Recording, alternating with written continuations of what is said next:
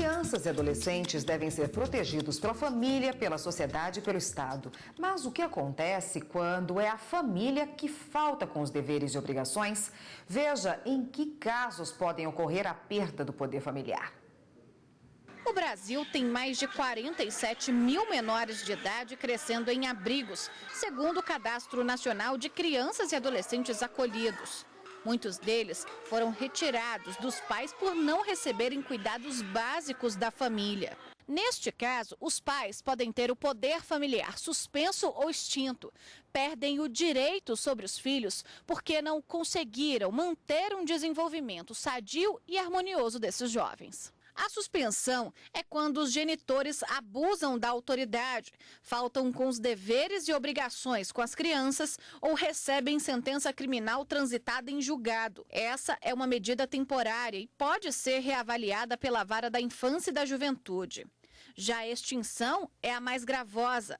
É aplicada em caso de abandono material, físico e moral, violência grave e reincidência na suspensão. Tem caráter definitivo, mas pode ser questionada na Justiça. Como esse caso que aconteceu no Distrito Federal no início da semana. Os pais deste bebê perderam poder familiar sobre os outros filhos.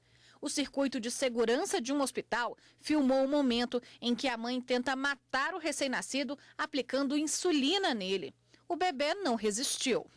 Antes de serem acolhidas em um abrigo, a primeira tentativa é que crianças e adolescentes sejam mantidos com a família. O judiciário recomenda, que um membro da família, um parente mais próximo, fique com a criança, normalmente os avós paternos ou maternos, uma tia, até que se decida a situação. Mas caso não tenha ou um membro da família não queira, essa criança vai para o abrigo para ela ficar resguardada.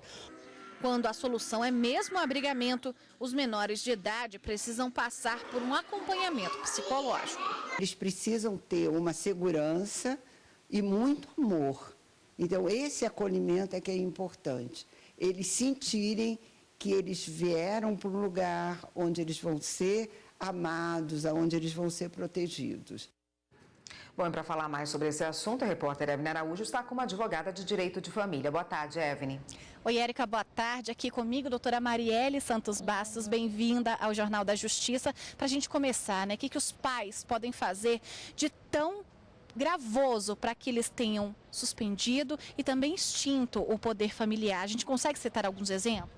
Sim, para perder o poder familiar, os pais eles têm que cometer alguns atos mais graves, No caso da suspensão, ela vai ser temporária. E o que é mais comum acontecer de uma ação que vai ter o pedido de suspensão do poder familiar é em casos como descumprimento dos deveres de pai e caso também se levar à ruína os bens que os pais estão gerindo, que está em nome dos filhos, ou os pais sejam condenados por algum crime com pena superior a 2 anos. Como denunciar, se um parente ou alguma pessoa vira uma criança que está passando por uma situação de abandono, violência, como fazer para tentar resolver isso?